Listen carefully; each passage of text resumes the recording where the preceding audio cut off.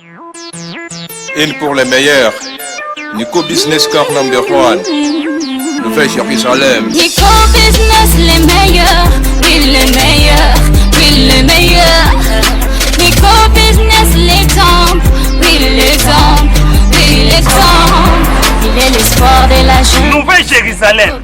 Nico Business Car. Nalobi boya awawa. Bozala décité. Mituka nyoso. Confort.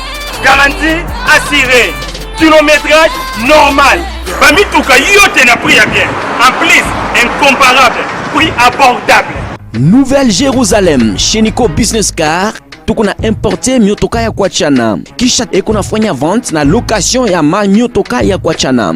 Achat sur internet ni tayari. Nico Business Car ekunauzisha miotoka ya kila namuna. Nico Business Car chez Jean-Jacques Chilumba. Tuko ku numéro 102 Manyema kwa Kimbangu. Nico Business Car ukitafuta ku Twitter igasimu ku 099 701 81 134 wala 085 34 27 171. Nico Business Car, King of Pickup. Nico Business Car, la rapidité. Nico Business Car, l'excellence. À Kiamungu. La Nouvelle Jérusalem, chez les Nico Business. Tonton, c'est une pas de la magie. Voyons, c'est qui a motoka? Putain,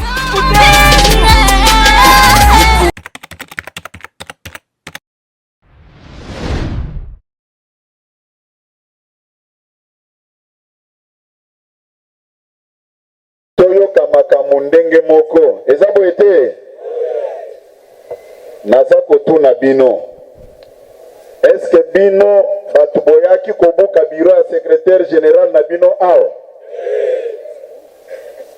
nayebi ke bino bokoki kobuka biro ya mokonzi na bino te eza boete eza ba infiltré ya lamuka nde bakotaki babukaki biro awa eza boete soki nakosi boyebisanga ke non biso nde tubokaki biro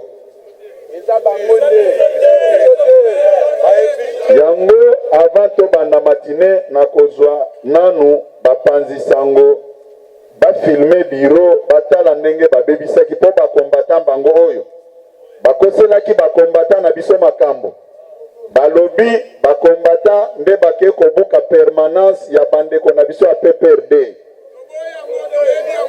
bakombata na biso bazalaka violente. La preuve en est que biro nanga moko mokonzi na bango babukaki yango. IDPS viva. Yango nalobaki bakombo na biro te. Batika biro nanga ndenge za kobeba po batu nyonso bamona ke eza bakombata IDPS batu bakende ko attaquer permanence ya PPRD. Puisque na moya lelo mokonzi na biso au nom de l'intérêt supérieur de la nation tosali coalition elongo na autorité morale na bango mwana mboka Joseph Kabila eza bote soki biso tozo tosa mokonzi na biso Félix Tshisekedi tobetele maboko makasi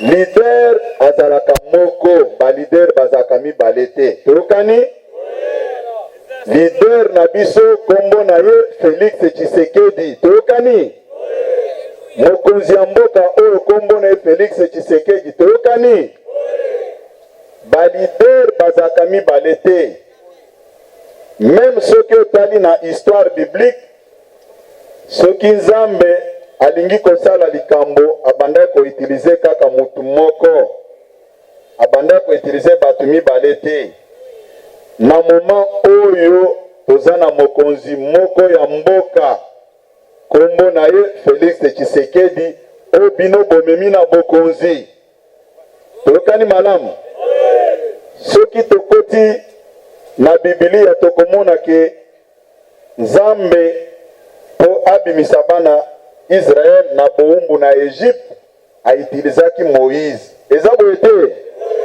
tango Moïse a kufi a soulevé Josué. Eza boete soki botali awa mokonzi na biso oya kolonzamba bengaki mwana mboka Etienne Tshisekedi oyo kaka bino bopesaki ekomba Moïse. Boyebi ke Moïse na kati ya Bible akomaki na suka na mission na ye te. Awa kaka place botelemi na congrès mutu ya lingomba politique moko ya mboka oyo abengaka ye Zozue. IDPS viva! Eza te ke abengaki po alingaki ye. Eza molimo wa Nzambe elataki ye mukolo wana po asala révélation wana. Quand même que azana motema mabe. IDPS viva! Yango naza koyebisa bino boy. Tosala mokonzi ya mboka confiance. Toyokani? Mokonzi ya mboka ayokelaka base oyo ya IDPS puisque eza libota na ya politique. Mutako sabino teke mokonzi ya mboka alie mbongo. Puisque na moya lelo mutaza ko gérer banque makambo nyonso ya mboka ezali ye. Yo ko corrompre na combien? IDPS viva! Boyebi tango Nzambe alingaki a boma bat na mokili awa. Tango alingaki anokisa mbula. Asololaki na batu nyonso te. Asololaki na Noé. IDPS viva! Tango Nzambe alingaki atinda mwana na ye na mokili oyo, Yesu Masia atindaki Jean-Baptiste po annoncer koya ya Messi. Eza boete. Tango Nzambe alingaki azikisa Sodome et Gomorrhe, atindaki Lot po asolola naye, asololaki na Lot. Tango ba ange wana mutu ayebaki message ke mokili ya Sodome na Gomorrhe kozika ezali kaka Lot ye moko. Eza boete. Batu nyonso bayebaki likambo wana te. Nalingi nayebisa bino nini? Bahomme politique nyonso bazoleka na bachaîne ya télévision bazwi révélation ya Nzambe te na makambo etali peuple congolais. IDPS viva! IDPS viva! Ba oyo tobandi na bango na lingomba ya IDPS bayebi comment est-ce que mwana mboka Félix Tshisekedi aleki na ba étape nyonso a força likambo te. Batu nyonso balinga basala mabe, Nzambe asalisaki bango balongo batika nzela polele. IDPS viva! Avant to banda masolo na biso, nalingi bapanzi sango tokende na bango na biro na nga batala bakonstate comment est-ce que batu ya Lamuka bakotaki awa babuki biro balobi non eza bakombata ya IDPS nde babukaki. Bakombata oyo babukaki balingaki batika ngana ya kotelema awa na mukolo ya lelo. Est-ce que eza solo? Eza solo?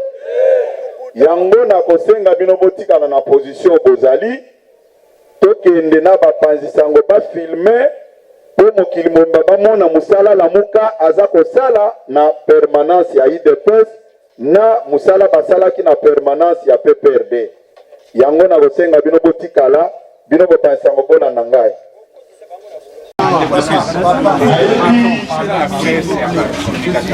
Musala na salaki pona kotelemela bandeko po bakende kosia pole na Genève bakoki jamais kolibisa nga moko nayebi bakosela bakombata IDPS te bato ya Lamuka nde bayaki kobuka biro na ngai yangoyo. Ils ont tout emporté. Eza makambo te ke non IDPS nde akendeki kosala boye. Eza solo te. Bamosusu bakoloba me yo ozoloba bato ya Lamuka me na Mbujimai bato ya Lamuka nde bazalaki po bakende koatake. Non, na Mbujimai na kokonfirme ngo bon tokozonga bino bapansango na Mbujimai. Est-ce que bino bozalaka bakuluna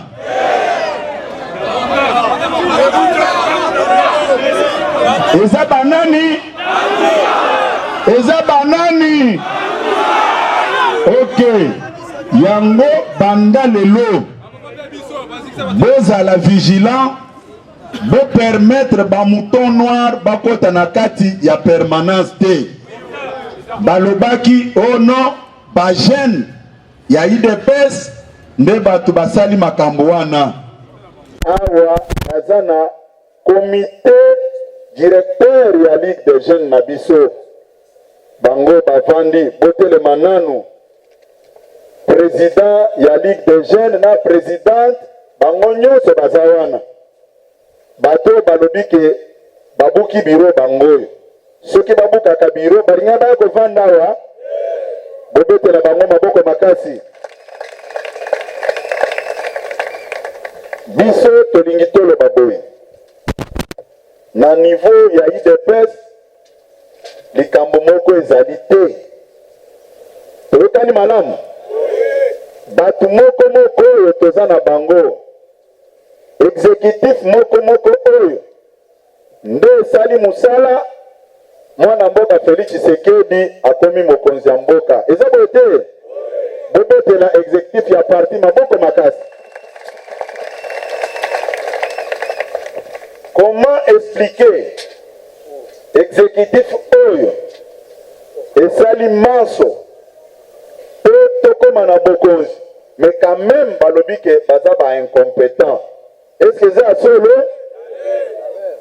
bato wana soki bazalaka amziri ya kosala musala te c'est-à-dire mwana mboka Félix Tshisekedi anyakoma mokonzi ya mboka te eza boye te bino base ya parti botambolaki butu moi mpona bitumba oyo tolonga yango lelo tolongi bitumba balobi no bino boza mayele te bozo merite lokumu te eske nga na kondimeloko wana nga na koki kondima ngo yango nalobaki boye balobi no soki makambo eza na UDPS pe Augustin Kabuya aliaki mbongo po bavote basenateur te UDPS viva nayebi ke bandeko ya lamuka napesaka bango insomnie makasi po tango bakende kosala coup d'état na bango na Genève moto atelemelaki bango ya liboso ezalaki ngai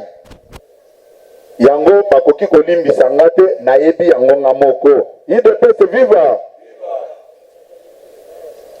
ndeko moko alobi no makambo eza koleka UDPS aza korekolte oyo ye anonaki po bakandida wana badepute provinciaux baza bato ya UDPS te baza bato moko baramasaki UDPS viva nga na koyebisa bino boye de la même manière que tondimaki ye Valentin Mubake na tango ya conférence nationale souveraine azalaki na compte ya société civile je dis bien en 1992 ayaki na UDPS 10 ans après sa création c'est-à-dire ye ayebi makambo ya UDPS malamu te moto amema ye butu eza papa Marcel Mbayo oyo aza na 10e iri na nsima kuna UDPS viva bakosa bino me bakokosa biso te tokani malamu Mubake s'est permis de déclarer à travers les médias que UDPS aza korekolte makambo ye anonaki puisque bato batiaki baza bamembre ya UDPS te akozala lokuta tina niveau wana te UDPS viva toza kozwa bakandida oyo parti ealignaki na niveau ya fédération ya Tchango toza na ndeko Donatien Timanga ndeko Donatien Timanga aza nani azali président sectionnaire ya Kimbanseke Ouest. Comment expliquer un président sectionnaire ya parti neti UDPS soki baligné à Salimbeba bolobi ke non po azaka moto ya UDPS te est-ce que vraiment toza sérieux toloba biloko ya bongo toza kozwa okende lombango puisque tant eza moke il faut tosilisa nazozo échantillon mutu moko et puis je vais conclure par rapport ya bato oyo tobengi bakandidat député idps viva soki tokei na funa nakotanga bakombo nyonso nazozo mutu moko po comprendre lukuta ezaki na niveau nini po bakombo nyonso bato nyonso wana batrahir idps viva soki tokei na funa na bino nyonso bato bovandi awa nani batikala kokanga foto te epa Géry Dikala photographe ya président Tshisekedi oyo atambolaki na Kongo mobimba Géry nana yebi ete na kati awa oyebi ye wana mubaka alobi ki aza moto ya UDPS te toleki tokei na Moamba tozwi Kasinzi Mafolo oyo ya section ya Kisenso tosali na bango ba marche totamboli na bango na ba revendication ya UDPS mais ntango asali mabe mubaka abimina révélation alobi aza moto ya UDPS te est-ce que eza solo soki toke na Lukunga Garimbo, ancien président cellulaire, il y a section cellule, il y a ancien combattant. Boye bitango papa na yakufaki, président Etienne Tshisekedi akenda kotala ena matanga wana. Comment mutu ya boye, d'ailleurs Sabino Ketno poaza membre ya UDPS nde a trahir. Est-ce que ça solo?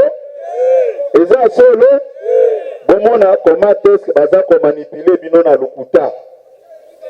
Soki tolongo na contexte wana siko na kotuna ndeko mubake boye puisque ye mutu alobaki il faut na répondre ye lelo po bato ebele bakotaki na lukuta wana biso tokoloba nini na ba 13 parlementaire oyo batrahisaki bitumba oyo batiki Etienne Tshisekedi ye moko po bango bato basalaki eloko na bango mais bakendeki kotrahir UDPS viva est-ce que lelo bokoki koloba que non Judas azalaki disciple ya Jésus te po akende kotrahir Judas azalaki disciple ya Jésus mais lokola esprit ya trahison ezalaki na makila na ye akendeki kotrahir eza boye te et puis parmi badisciple nyonso ya Jésus Judas azalaki na fonction monene ya trésorier moto abandaki kobomba misolo mais likolo kaka misolo akendeki pe kotrahir UDPS viva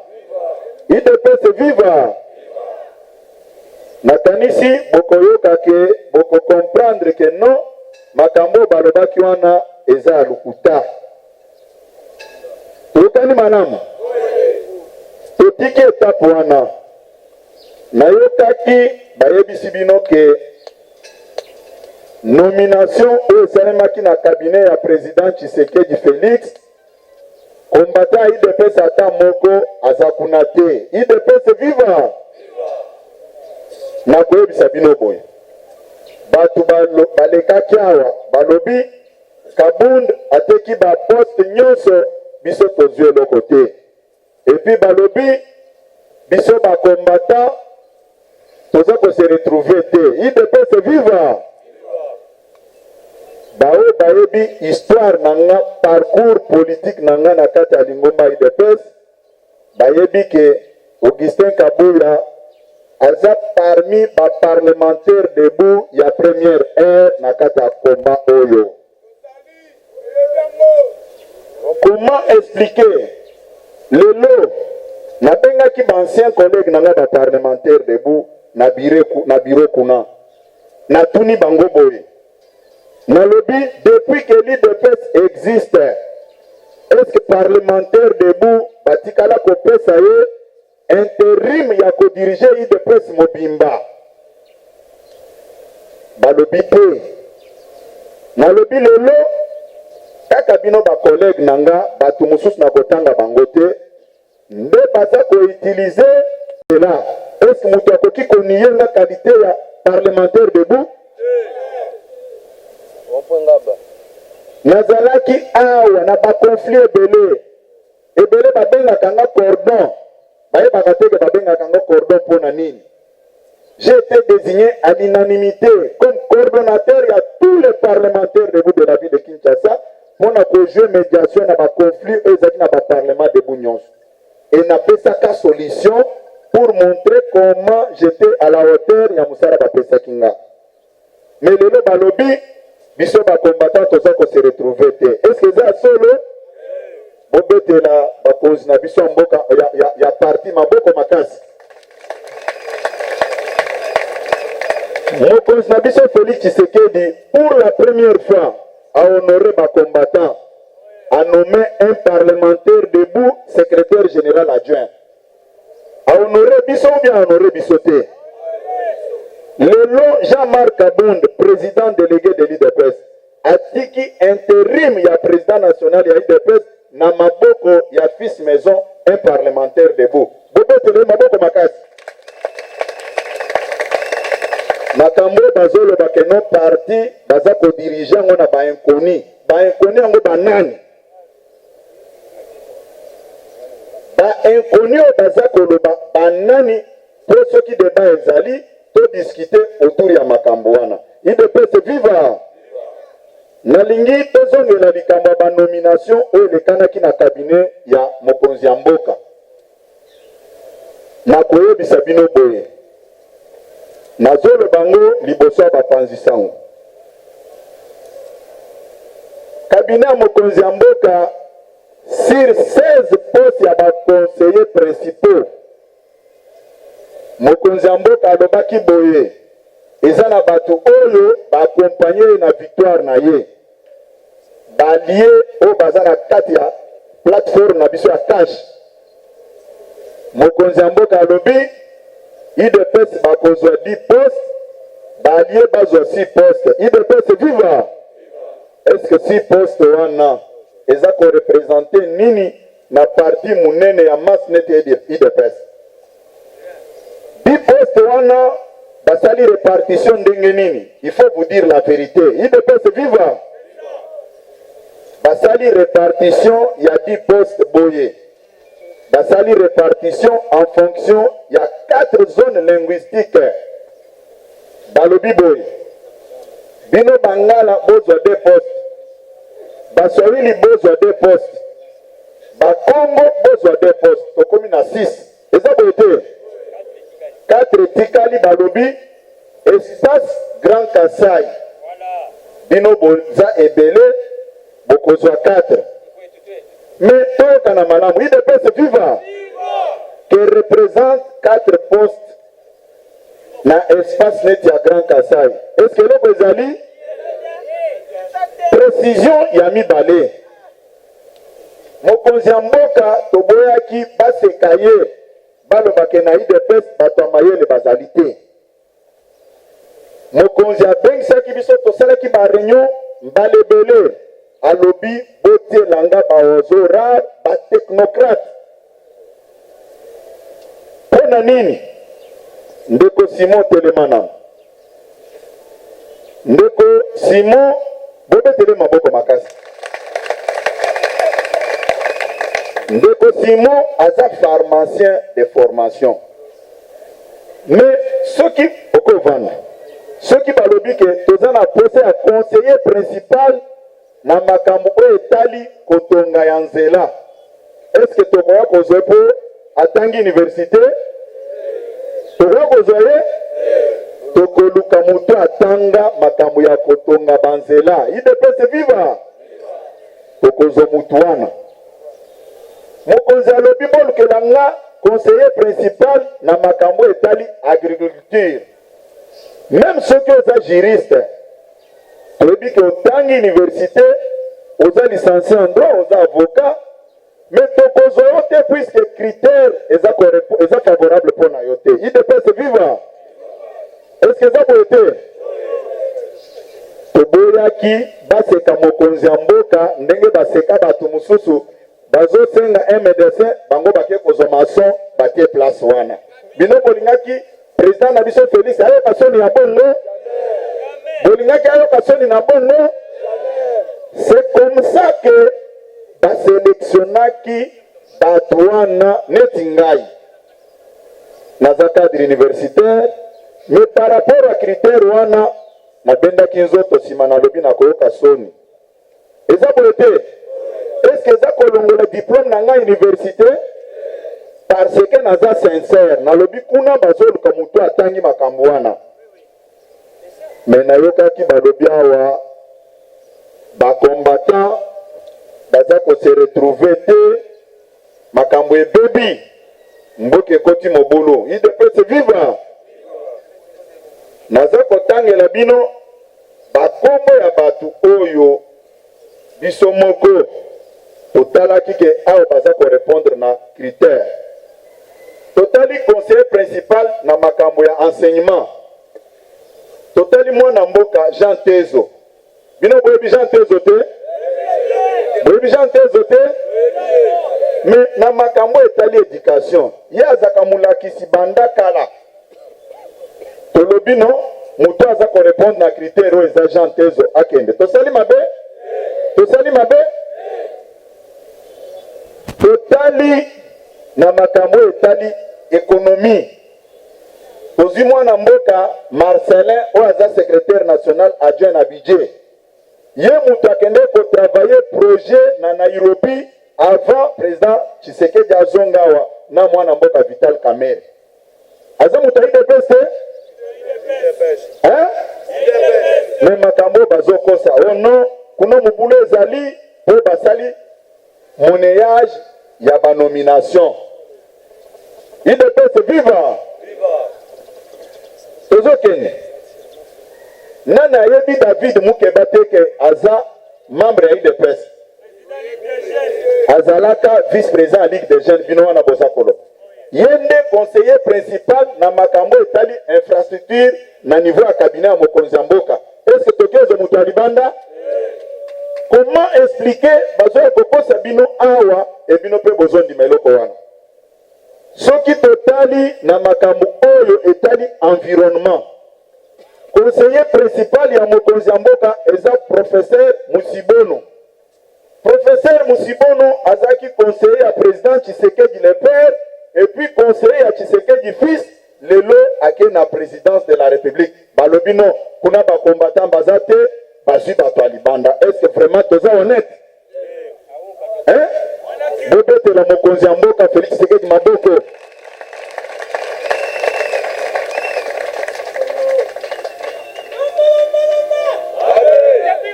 Soki tokei tozui conseiller principal na makambo etali hydrocarbures. Professeur Makutu mutu oyo aboya ko siéger comme député atosa mot d'ordre. Conseiller na cabinet président Tshisekedi le père et Tshisekedi le fils. Patie comme conseiller principal na makambo hydrocarbures. Bolobi non, kuna yayi monnayage. Est-ce que professeur Makutu azo mérité te kaza la place wana? Ye mutu aformaka batu ya makambo wana, mais tolobi yo lokolo tangisaka batu makambo wana zala place oyo. Mabe tosali ezali wapi? Et puis eloko ya mibale, il faut bo retenir. Likambo ya nomination wana. Mokonzi na biso Jean-Marc Aboun asalaki ndenge nini? Eza biloko na yokaki awa te. Ye atravaillaki sur eloko moko te. Alobaki boye. Bino ba secrétaire généraux adjoint. Naza ko répartir bino en fonction à ba zone linguistique na bino. Bino ba Swahili. Ozozo secrétaire général adjoint Ribens Mikindo. Dossier nyonso ya ba Swahili yondo ko gérer yango. Toyokani malamu. Bangala, le Lingala Fond, yo secrétaire général adjoint eteni yonde okogere dossier nyonso ya bandeko yo bazolo balingala. Toyokani Grand Équateur. Alobi dossier nyonso ya Baluba. Yo secrétaire général adjoint Augustin na secrétaire général adjoint Madame Nzenza boko gérer ma dossier wana. IDPS viva. Alobi bino ba Congo na batu ya Bandundu. Jean Tezo, Rose Boyata, Gibao, bo gérer ba candidat ngo banani.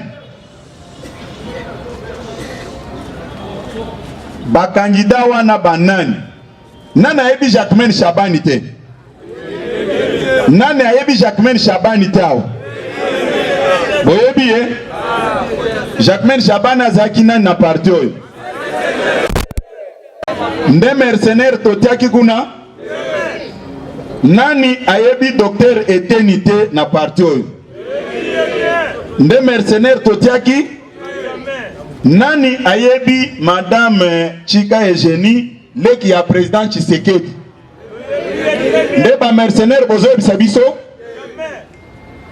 Awa nandaku oyo. Président Nabiso Jean-Marc a sali séance de travail 3 fois na ba député provinciaux awa. Ayebisi bango boye.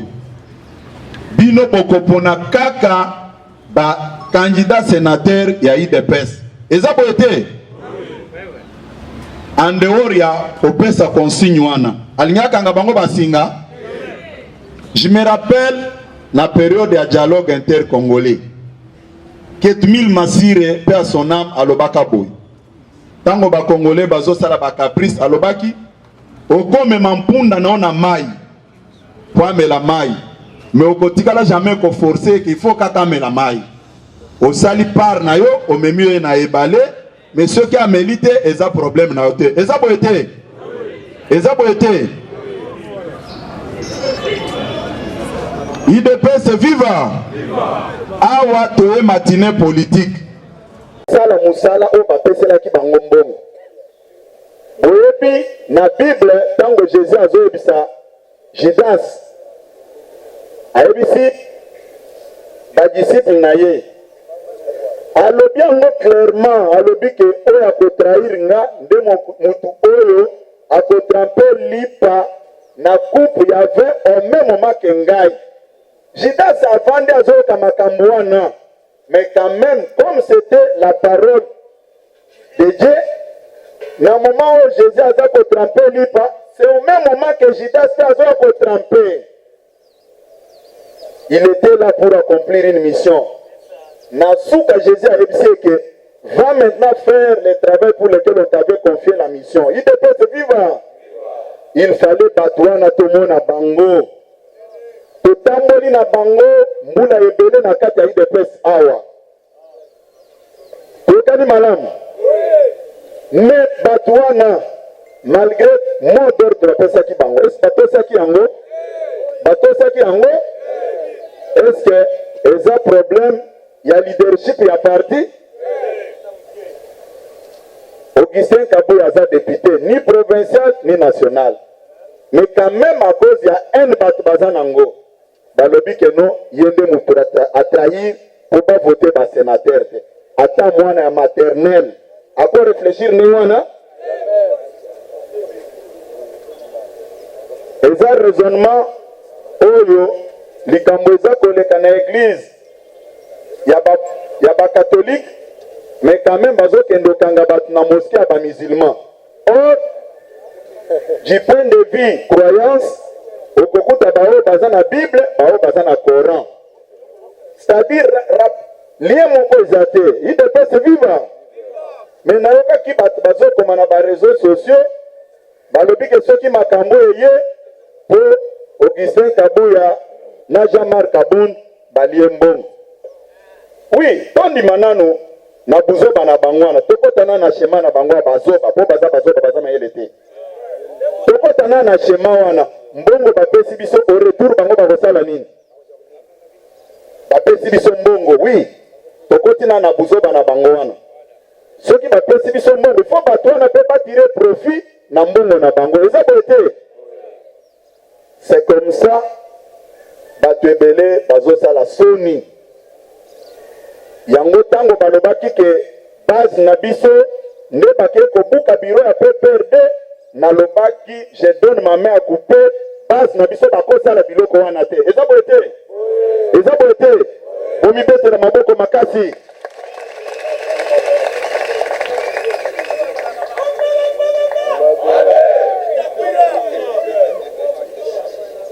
naza koblanchir bino te nga nayebi base ya UDPS. Base na biso bazalaka violent te, mais base na biso basalaka revendication na bango normal. Base na biso bakoki kolongwa awa te bakende buka biro ya bato wana kuna. Eske ezalaki biro assemblée provinciale? Bato ya Lamuka nde bakotaki na kati mokolo elandaki. Ntango balinga bakota lisusu biso tolobi bokeba moto abima lisusu te. Bomonaki basali eloko? Bomonaki basali eloko? Yango naza koloba ke bozala vigilant. Nayoki bandeko ya MLC batraite mokonzi na biso d'amateurisme au sommet de l'État. Balobi sans gêne. Nayebi kanda baza nango na motema eza nini? Batangisa makila ya bakongole balia bapigme mpo bakoma na pouvoir batikala kokoma te.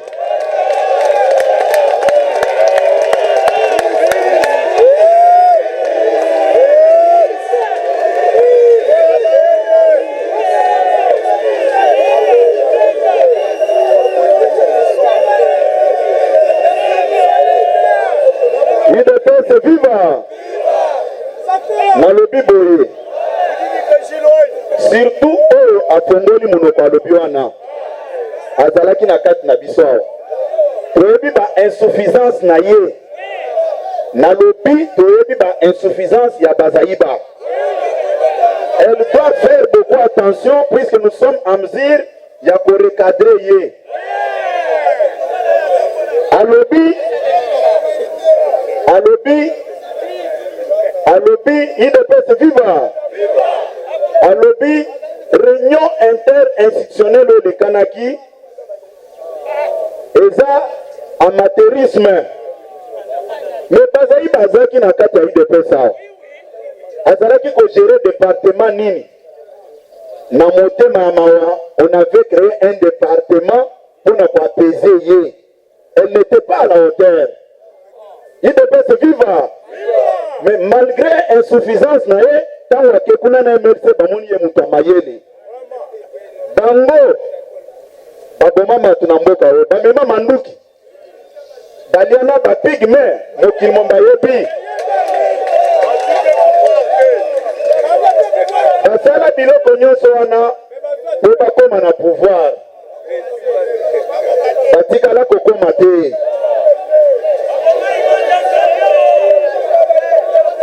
UDPS viva. Mokonzi na bango 10 ans ya mukeo azaki na prison kuna na CPI. Ba connaître ba départ rebelle bazaki incapable ya kovendre sa partie na bango.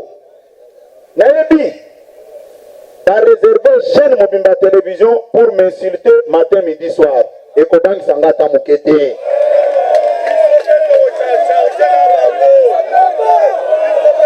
UDPS viva.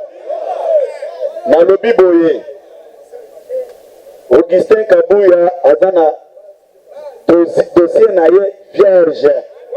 Atikala kosala na esika mokote mais aza constant, aza vagabond politique te.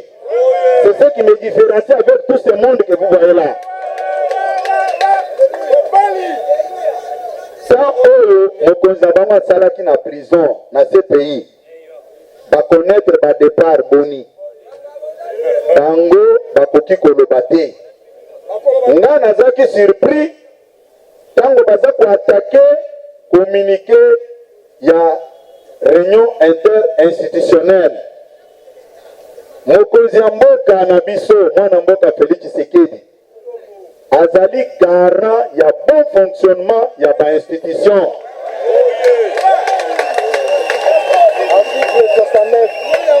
Makambo balobaki c'est de la mauvaise foi.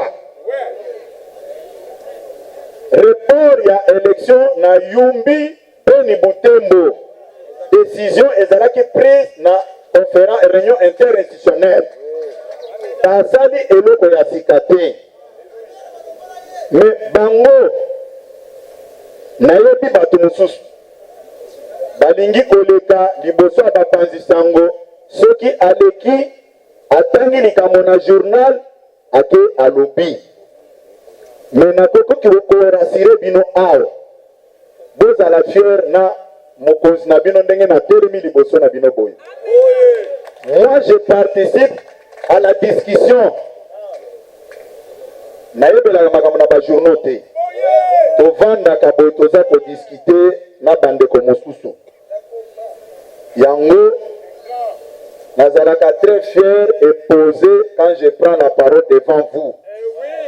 Et bino boza batu ya lokumu boza bavagabond politique te yango bomonaki nga natelemaki mpona kodefendre bino kolobake botika kokosela bango makambo babukaki eloko ya motu te.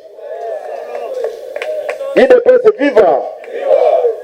Pendant 37 ans de combat, un nouveau venu sur bino tala wana ko se retourner contre bino nan bino nde bo fabriquer batu nyonso wana bakobenga bino alobi bokendo lue sale boke bolue sale botondisi sale yaye avandi liboso abimi militaire nalingi komona biloko abuso ba wana lisusu te tokani malamu mutu akosa bino teke ngai naza disciple ya Tshisekedi nalingi koyoka ngo te tokani mutu na mutu asokipe na parti politique na ye soki nazali te soki nazali awa na permanence awa te au moment où nazosala intérim awa ya mokonzi ya parti nalingi mutu atia makolo na ye awa te tokani malamu mutu na mutu asokipe na parti na ye soki namoni na télévision baza kolakisa ngai image na bino na bato lelo bakomi kofinga biso tokoyokana na bino lisusu te toyokani. Le 28 décembre à 21h 28 décembre 2018 à 21h Fayulu ayebisa batu na ye azalaki wapi. Non, petite distraction. Le 28 décembre 2018 à 21h, Fayulu akendeki kofukamela Joseph Kabila na GLM. IDPS viva. Nayebi bandeko ya diaspora de bonne foi balinga kokosa bango mingi nalobi le 28 décembre 2018 Fayulu akenda na GLM inde epa ndeko Kabila tikela na bokonzi tianga wana IDPS viva naza kolobango liboso ya bapanzi sango le 28 décembre 2018 azaki na GLM po batia ye akoma wana eloko biso tosala te nde yango boyoki baza kodevelope discours ya ke non Félix Tshisekedi a été nommé. C'est faux et archi faux.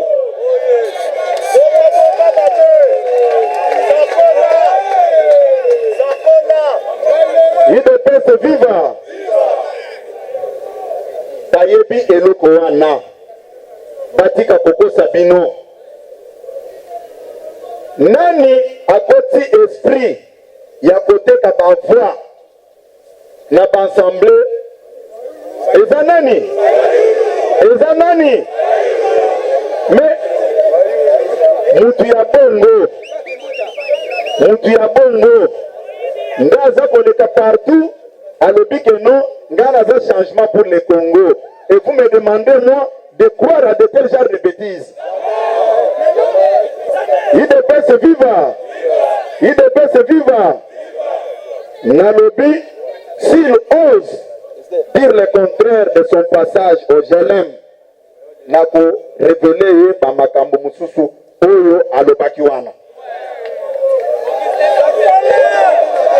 IDPS viva! IDPS viva!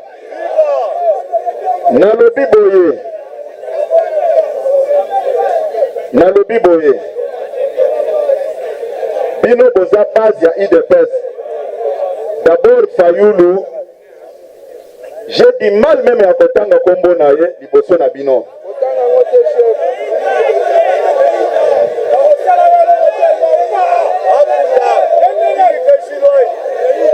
IDPS viva! IDPS viva! Bango Nazolo Baboy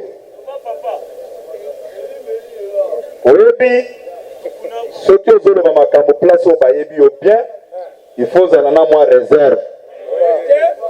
Il faut zala na réserve. Naïbi faiblesse naïe. C'est quelqu'un qui n'a pas de maîtrise. Tout cela qui n'est un rassemblement. Combien de fois a Finga bande voyager cette? Combien de fois Azalaki opposé pour na Pierre Lumbi Azala présent au conseil des sages et à rassemblement? Combien de fois Ayebisa Biso Makambo Belé sur Mokonzi Abataje 7 na sur président Pierre Lumbi? Ce que j'ai dit là, président Lumbi Ayebi Yango. Même attend ndenge bazalelo na coalition na bango la mukame ayebi ke makambo Christian Zoloba eza solo. Fayulu akosi batu ke ye mutu aganyaki maponomi. Mais tant nyonso bazotuna ye la kisabiso ba preuve ko ganyaki maponomi, il est incapable. IDPS viva! IDPS viva! Siko na rina yeb Sabino boy. Fayulu a aidé biso. Ayeke sala makaliso sote. Mais toka na malamu. Toko sala matinée politique apona ko sala matinée politique. Matinée politique eza cadre moko oyo fait Etienne Tshisekedi a institué na ye pour qu'il y ait la communication entre la base et le sommet. Ndenge likambo ezali awa. Tozo solo na bino te. Hein? Sikoyo soki likambo eza te. Tokoya kobetela bino masolo ya basi na biso na bana. Tozala sérieux na makambo biso toza koloba. IDPS viva! Bamususu balobi akomi na cortège ya bamituka. Wana elakisi motema mabe niveau et atteindre. Lelo président Nabiso Kabund azali awate. Atikelinga intérim ya parti pona ko gérer parti. Toza na bino tozo solola te. Ezana makamu susto koyebisa bino te tolobino to gardant. Lobi nazalaki awa. Na silisaki journée mokonzi mboka abengi nga atuni oza wapi. Nga alobi naza na siège. Alobi zomutu kano yaka mbango awa il faut tokutana. IDPS viva. Nabimaki awa ebele bamona nga na kei.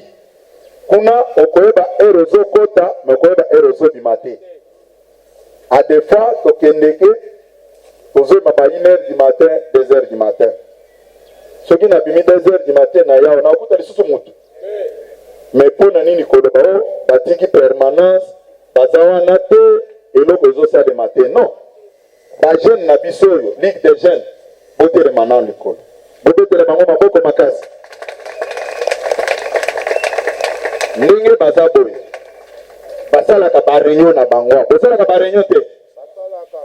Mais comment bozolo na permanence kuna likambo ezate. Po likambo ezala il faut mona nga na zawana. Po likambo salema il faut mona Jean-Marc Abunda zawana. Na bengiye na lobi message ne komaki et pas mokonzi ya mboka mais alobi bimisa fichier oyo eza na bakombo ya baprisonnier politique ezalaki un certain mardi ayebisi nga dimanche nakopesa liste wana okomi dimanche nabengi alobi no nasi natindeli yo na boîte na yo ntango nafongoli boîte natangi namoni province ya bakongo eza te idps viva nake inde nafongoli napesi mokonzi atali asali même constat nanga alobi no baprisonnier politique eza kaka bao baza na makala te baprisonnier politique baza sur toute l'étendue de la république yebisa ye apesa bakombo tokani malamu dimanche moko wana nazaki epa na nga mokonzi abengisi nga ke mata mbangu tozotambola no lelo ntango tokoki kotala libulu ya ipene tokomi na ngaliema bapanzisa yango oyo baza na biso awa bamonaki mokonzi yaka mama yaka ntango toza kovisite bamalade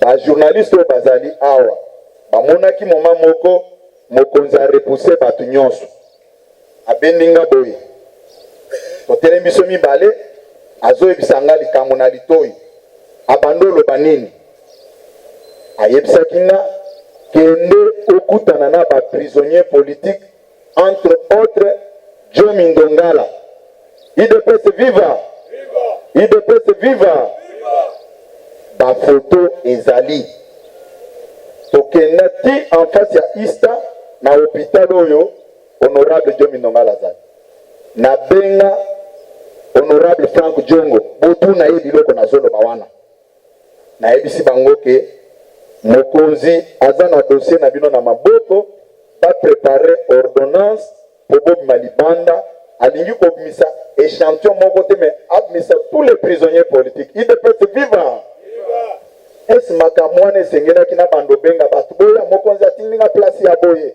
enaki osala boye ce n'est pas un comportement d'un homme d'état atindaka biso bisika ebele même ntango tomoni bato bazosala badeba moko ya bana mike na bareseau sociaux osoki aza na makasi abimisa bango soki abimisi bango bobenga nga mouton non IDPS viva conseil na kopesa eza boye soki yo oza na information na likambo te vanda kimia ça ne sert à rien mukolo ya suka oyo tozosolola na honorable Frank Jongo nayebisaki ye boye na telefone nakotikala kobenga oyo lisusu ndenge ozana na prison te nakobenga ntango obimi libanda puisque le dossier est devant moi tu vas sortir dehors eza même message nayebisaki honorable Eugène Jomi Ndongala nayebisaki eke makolo na ngai lelo eza asuka nakokutana no lisusu awa te nakoya epano na ma campagne po tomela tolia tosepela IDPS viva toza na mokonzi oyo aza kosala mosala calmement sans kotia bamakelele azosala mosala bato ebele bakoyoka soni bakozanga makambo ya koloba mokonzi na biso de nature aza moto aza conflictuel te aza moto oyo arespectaka baengagement na ye eza na bato moko tovandaki na ye na bureau ne jour moko bazo reproche no yo za mokonzi mpona olingi koaproche bato pembeni alobi boye botika kopesa nga baconseil ya kofabrike nga dictateur nauti kuna naza très sensible mpo nazala toujours pembeni na population bobetela mokonzi na biso maboko nakoki kotangela bino bakombo ya bato bapesaka baconseil ya mabe wana te ce n'est pas important mais eloko bokoretenir eza ke mokonzi ya mboka aza na bino na motema na ye bao bazotia makelele babando bisabino makambo avion présidentiel oyo po nini akomi otambola na bango bakoloba nini lisusu balobaki soki aza mobali abisa baprisonnier politique abimisi bango moko bato ya lamuka wana base déploye mingi na bareseau sociaux mpona kobuka lukuta bacontredire biso na makambo biso tozoloba nasalaka matine moko politike ya liboso awa baattribuanga baparole oyo nalobaki te balobi boye au cours d'une matinée politique Augustin Kabuya alobi makambo ya baprisonnier politique etali biso te mais même ata obotama na makila ya kokosa tu peux mentir jusqu'à ce niveau au moment où ngande munaza derrière dossier wana bamususu balobi Augustin Kabuya a reconnaître que Kabila nda nommé Félix il faut être fou bamususu bakomi Augustin Kabuya abando finga ba notable Katange na yebisi bango boy il faut me mettre devant un fait accompli botie langa vidéo wana botie langa élément sonore o nazo finga ba notable Katange si tu voulais faire mendier auprès de certains fils du Katanga bape sombo kende ko mendier na ndenge ya propre bapanzisa ngo botelemi liboso nanga bokende bofuye élément na boyelanga nango botikala boyelanga nango eza biloko ezaki monté na ba réseaux sociaux eza stratégie lamuka bango naza koloba boye divorce na biso eselemaki na mois de novembre après accord ya Genève mais mikolo nyonso tozaki esika moko eza neti oza na mwasi na ndako okabwani na ye okomi kofinga bisika nyonso ozole. Vous pensez que cette femme là ne connaît pas aussi quelque chose ya koloba sirio obozaki ndako morote il de peut se vivre silence na biso ezolakisa te ke toza bacoupable biso soki tozo répondre bandeko wana te parce que toza préoccupé na social na bino il faut te prouver noir sur blanc qu'effectivement toza na pouvoir eza boye te Benadir azaka mutu alukuta te nalobi bao bafréquente ye bayebi azaka mutu alukuta te il de peut se vivre tobamba ye makambo na nzoto te to réfléchir neti bato il de peut se vivre nakanisi tozozongela bamatine politique mpona korecadre bamakambo ebele tokani malamu mpona bakombata na biso nyonso ndenge bozali awa je vous rassure kombata ata moko te akotikala na chômage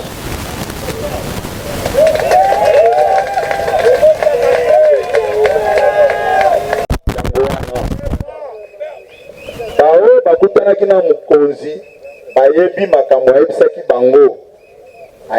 bango ke soki Augustin aza derrière un problème po atika yo un peu il faut résoudre nano problème wana il peut se vivre yango nazomona bakombata na biso nyonso oyo bakozala engagé bakozala mesure ya kokipe bafamille na bango pour résoudre baproblème nyonso baza nango ya société.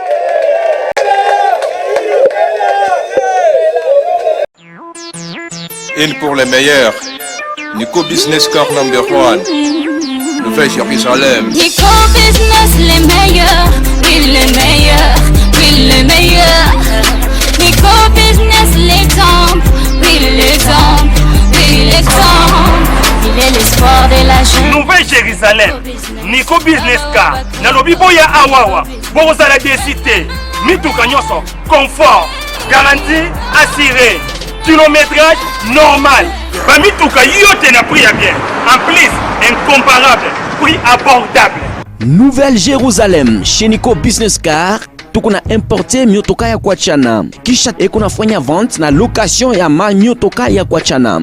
Achat sur internet ni tayari. Nico Business Car eko nauzisha miotoka ya kila namuna. Nico Business Car chez Jean-Jacques Chilumba, tuko ku numero 102 Manyema kwa Kimbangu. Nico Business Car ukitafuta ko Twitter igasimu ku 099 701 81 134 wala 085 34 27 171. Nico Business Car, King of Pickup. Nico Business Car, la rapidité. Nico Business Car, l'excellence. À Kiamungu. Le Nouveau Jérusalem, chez les Nico Business.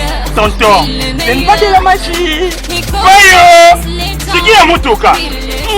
Putain, putain.